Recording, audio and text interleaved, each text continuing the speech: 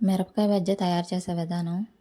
ఒక గిన్నెలోకి శనగపిండిని తీసుకొని అందులో కొంచెం మైదా పిండి, వాము, వంట సోడా, రుచికి సరిపడా సాల్ట్, రుచికి సరిపడా కారం, పసుపు వేసి వాటర్ని యాడ్ చేసి బజ్జీ పిండిలా కలుపుకోవాలి. ఇలా కలిపిన తర్వాత బజ్జీ మిరపకాయలు తీసుకొని ఒక పిన్నుతో ఘాటు పెట్టాలి.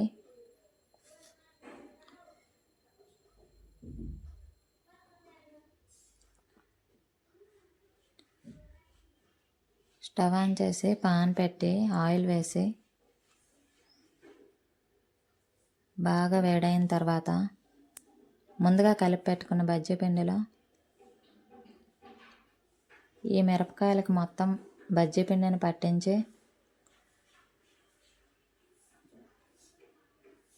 ఆయిల్లో వేసి వేయించుకోవాలి. ఒకవైపు బాగా వేయించిన తర్వాత రెండో వైపు కూడా టర్న్ చేసి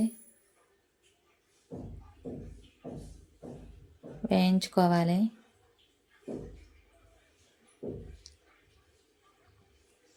ఇవి పక్కన పెట్టి వేరే గిన్నెలోకి కట్ చేసుకున్న ఉల్లిపాయ ముక్కలు,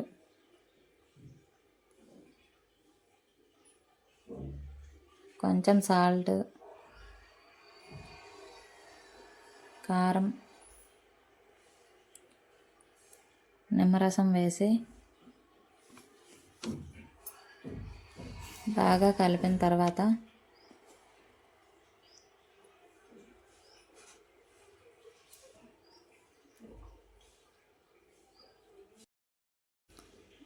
మిరపకాయలు మధ్యలో కట్ చేసి